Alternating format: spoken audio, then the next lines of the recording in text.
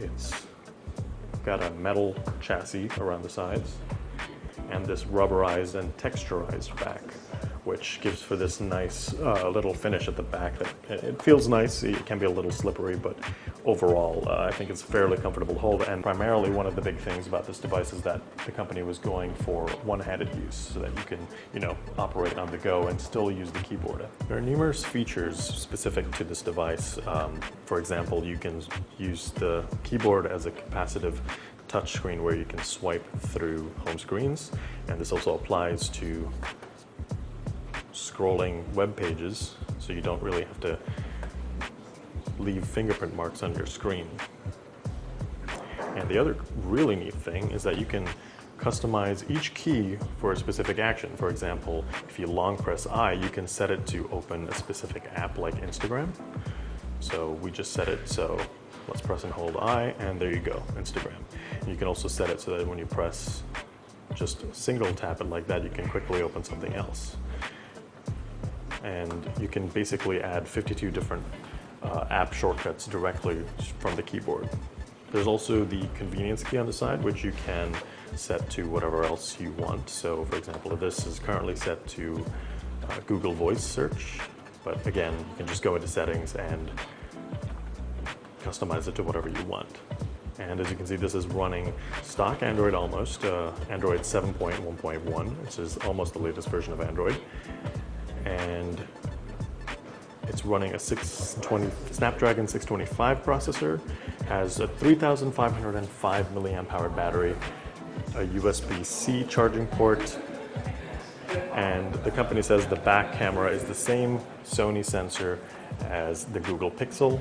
It's 12 megapixels and 8 megapixels on the front. On the left here, you see a power button, and the volume rocker is here on the right, and the SIM tray as well.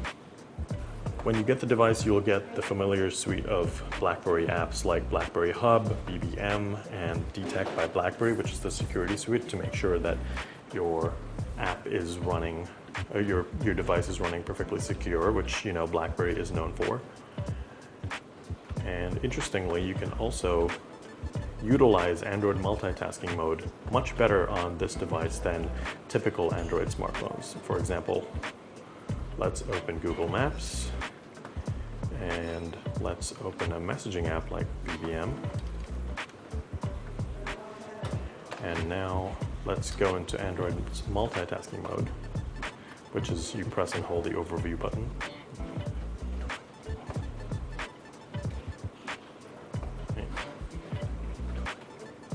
There we go.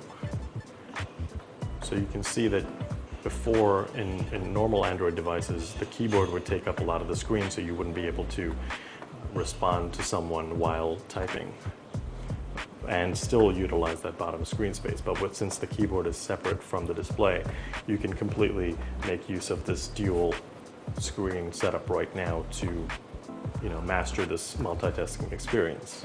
And the keyboard is something that you'll have to get used to, unless, of course, you are an adept BlackBerry keyboard user. Again, for people that are coming from regular smartphones, this might be a little tricky, particularly for me. But again, this is sort of a personal preference. Well, it looks like you have a wide variety of manual settings in the camera app, including HDR.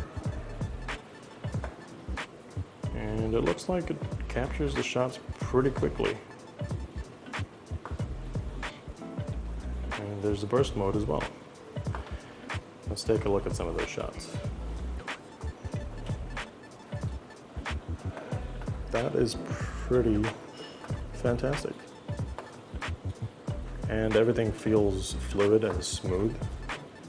Doesn't seem to be any lag in whatsoever. This software is actually not the final software yet, but the device is going to cost $549, and it's expected to come out sometime in the second quarter, probably around April. And again, BlackBerry is not necessarily targeting the flagship market anymore, like the Priv. This market is, being priced at $549 means the company is targeting the mid-range market, and you can see that the choice of processor, the Snapdragon 625, but Still, this is a device that's meant to cater to professionals who really want to use multiple apps at the same time, and just more enterprise-focused use case. And that's the sort of the purpose of the Key 1.